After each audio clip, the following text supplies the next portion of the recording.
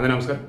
దీనికి ముందు వీడియో భార్య పాముతో భర్తను కరిపించి అనిపించిందని ఇచ్చాను. కింద కామెంట్లు చూస్తూ ఉన్నాను కదా, నాకు అనిపించింది బాబు లేదు బ్యాలెన్స్ చేయాలి, ఇమ్మీడియట్గా ఇది ఇద్దాం అనిపించింది. ఏకంగా ఇతనికి యావజ్జీవ కారాగార శిక్ష పడింది. 2 రోజుల క్రితం చూశాను, బ్యాకప్ పెట్టుకున్న వీడియో ఇద్దామని. కింద కామెంట్లు చూసే లేదు ముందు ఈ వీడియో ఇద్దాం అనిపించింది. అందరూ మగోళ్ళు చెడ్డోళ్ళు కాదు, అందరూ ఆడవాళ్ళు చెడ్డోళ్ళు కాదు. అదే అట్ ది సేమ్ టైం అందరూ మగోళ్ళు పుణ్యపురుషులు కాదు, అందరు ఆడవాళ్ళు పరమ స్వాధ్యమనులు కాదు. ఉంటూనే ఉంటారు అన్ని చోట్ల, కొంతమంది తేడా కాదు. అశుతోష్ వీడు ఉండేది ఇండోర్లో, ఇతని భార్య పేరు శివాని. మరి వీడికి ఏమనిపించింది అంటే ఆవిడ చంపాలనుకున్నాడు. ఏకంగా ఇండోర్ నుంచి రాజస్థాన్లో అల్వార్కి వెళ్ళాడు. అప్రాక్సిమేట్లీ 620 కిలోమీటర్ల జర్నీ చేసి వెళ్ళి అక్కడ ఒక అతనికి రైల్వే స్టేషన్ దగ్గర ఒక అతనికి 5,000 రూపాయలు డబ్బులు ఇచ్చాడు.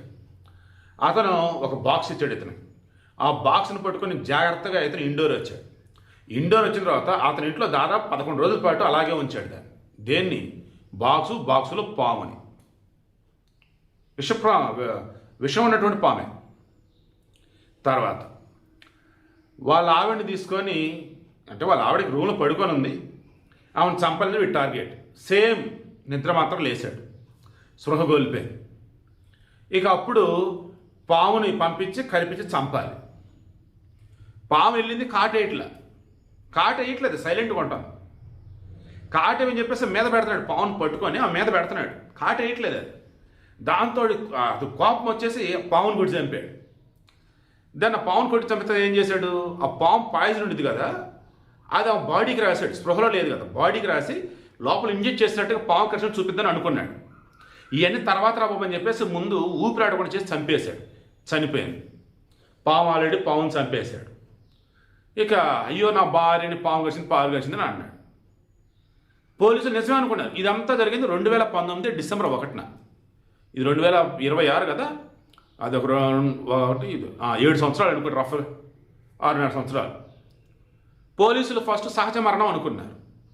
కానీ అవును పాము కాటేసినట్టుగా ఎగ్జాక్ట్గా అది దొరకట్లా. బయట పాము కాటేసినట్టుగా ఉంటుంది కదా హోల్స్, అది కనిపించట్లా.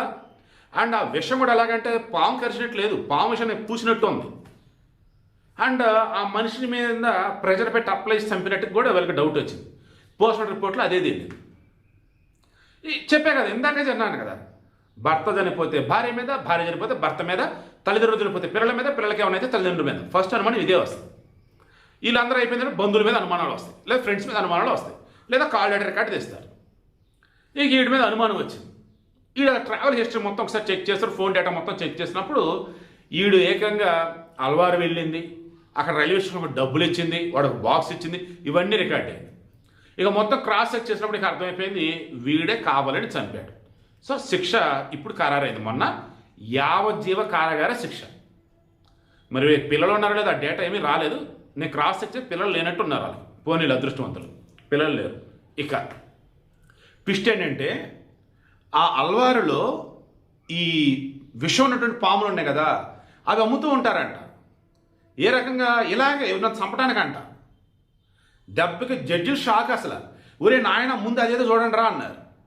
వీడికి యావజ్జీవ విధిస్తున్నాం ఓకేరా, ఈ అల్వారుగా వీడు పాముని దాటం ఏంటి, అలా ఎంతమందికి వీళ్ళు పాములు నమ్ముతున్నారు, ఎంతమంది వీళ్ళు చంపేస్తున్నారు, కోర్టు దాకా వస్తాను కోర్టు దాకా రానివన్నీ కనుక్కోండి రా బాబు అని చెప్పేసి అన్నారు. మీకు తెలిసి కూడా మీ సరౌండింగ్స్లో ఇలా పాముల్ని అమ్మి జనాలు చంపుతున్నట్టుగా మీకు ఏదన్నా డౌట్ అనిపిస్తే కింద కామెంట్ ఒకసారి తెలియచేయండి. మరలా చెప్తున్నా, ఒరే భార్య అయినా అమ్మ భర్త అయినా వద్దనుకుంటే వదిలించుకోండి అమ్మ, విడాకులు ఇచ్చుకొని. చంపటం ఏంటి? చంపేరంటే మీకు చెప్పకూడే నరకం అదైతే.